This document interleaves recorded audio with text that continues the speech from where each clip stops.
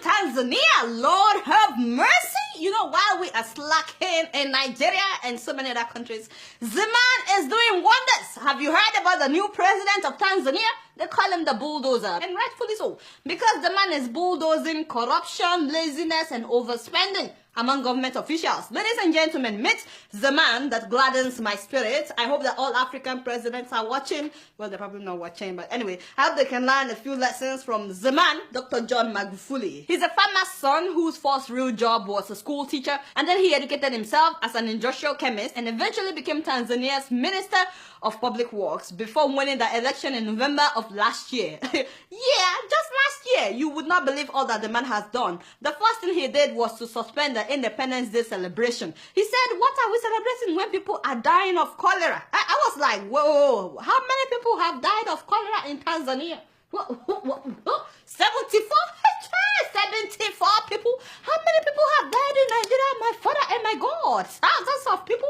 Boko Haram has killed thousands of people in Nigeria, and we did not suspend any party or ceremony. Even our new president was in Ogun State, you know, celebrating in Ogun State after the incident that happened in Dalori. Meanwhile, a president cancelled Independence Day celebration because like 70-something people were killed by cholera.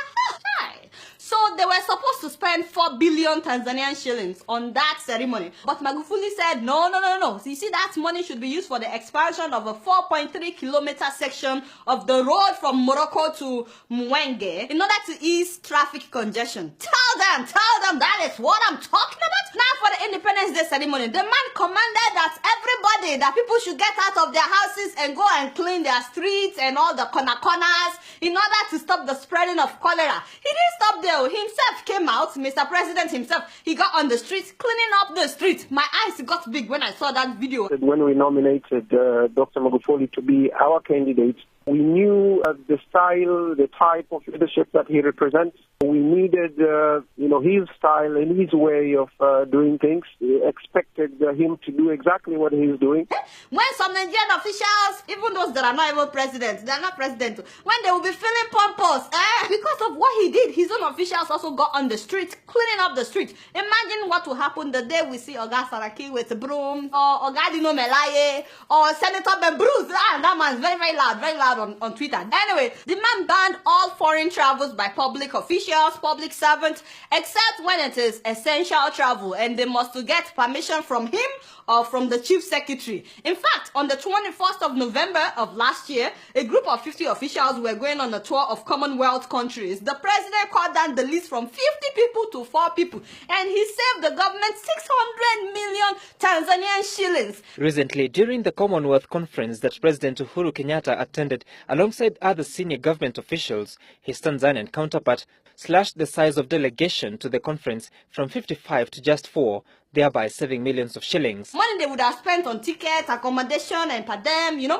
more traveling abroad for all these officials. He said, well, the high commissioners and the ambassadors and the embassies abroad should be representing Tanzania when they are invited. Which makes a lot of sense. Why are they abroad if we also have to be going abroad, No more first class and business class travels for all officials, except Mr. President, the Vice President, and the Prime Minister. Only 3 people. No more business class flying. That means they have to fly economy. Oh my God. Some of them will collapse. Reminds me of Tomas Sankara of Burkina Faso. No be so? Yes, that's what I'm talking about. The man has cancelled all meetings, no more workshops and conferences by government officials and public servants inside fancy hotels. He said no more inside fancy hotels. He said that every ministry has ministerial boardrooms. No be so? Use that one for your meetings. And that is what they are now doing.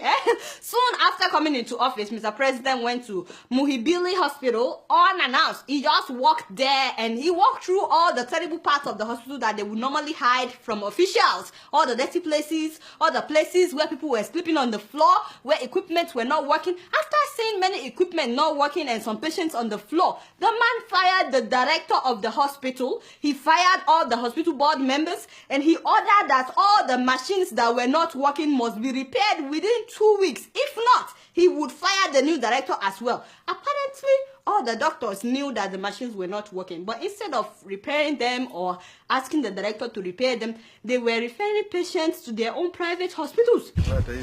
Sasa wewe ipi MRI inayofanya kazi ni iko wapi? Hospitali zote za private zinafanya kazi. Kwa hiyo za private zote zinafanya kazi. CT scan za hospitali za private zote zinafanya kazi. Za hospitali ya hapa Muhimbili zote hazifanyi kazi. I know that something like that is going on in Nigeria as well. No, so anyway, he gave them 2 weeks to fix the machines. But guess what happened? The machines were repaired in 3 days. 3 days. And so it is possible to repair this. And then when they opened parliament, they planned a state dinner that would cost 300 million shillings. And when he heard about it, he said, you see this 300 million shillings, make it 25 million. Whatever we can eat with that, we will manage.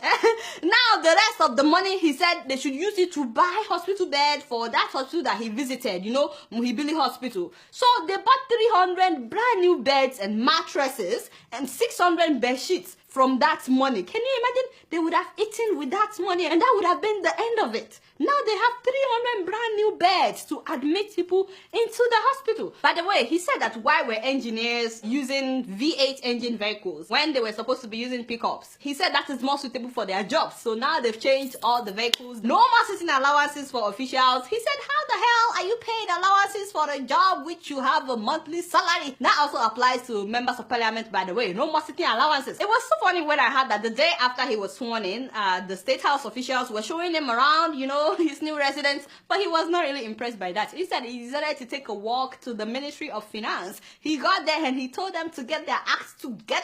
He asked why some employees were not in office yet, and I heard that since that day, the traffic jam in the mornings has really increased because people no longer show up late to work after Mr. President's visit. Now he ordered that no more tax exemptions for the big people. Everybody must pay taxes, including the big people. The other day, when he was going to officially open parliament, instead of him to fly the 600 kilometers, the man decided to drive. He drove the whole 600 kilometers from that to Dodoma. He has reduced his own convoy. He even reduced the presidential delegation that travels with him. He surprised everybody when he chose a female vice president. All the big boys were shocked. They were like, what? It's a new day in Tanzania. And then he chose a prime minister that nobody has heard about. They said that this guy has a reputation for hard work and no corruption. All the big guys that thought that they would be prime minister are still in shock, by the way. So after his visit to the Ministry of Finance and that hospital, without announcing, all the other ministries have fastened their belts. Everybody is now hardworking, including a sector that people consider very corrupt. That is the port, where people normally pay bribe to get their stuff. I heard that it has suddenly become the most efficient place. No loads are missing, things are done quickly, and you cannot get your container without paying bribe. And finally, all individuals and firms that bought state companies that were privatized, they've been told to either get to work or hand over that sector with immediate alacrity, hand it over back to the government. Some of them, I heard that they've not done anything in like 20 years, but now all of a sudden, they're all awake, doing stuff. The man has literally pressed the reset button in Tanzania. It's a new day in Tanzania. His motto is Hapakazi 2. Some of you that are not from Tanzania, you probably don't understand. Don't worry, I will teach you. What that means is here, all we do is work. We serve, nothing else. Yes, his people are happy. Of course, the big people are not that happy, especially the corrupt ones, you know. But all the small people, like myself, they're very happy. Ugandans want their president to be like him. They wrote an article about it. South Africans want their president to learn 10 things from Tanzanian president. And of course, I want my president to learn from this man 3 bossas. So the president of Tanzania, bossa. Now, having said that, my guy, we are very happy. We love you. You started well. Please continue to do not disappoint mama. If you keep up like this, very soon Tanzania will become the best country in Africa. No, be so you guys not doing anything. Guess what? I'm just keeping it real.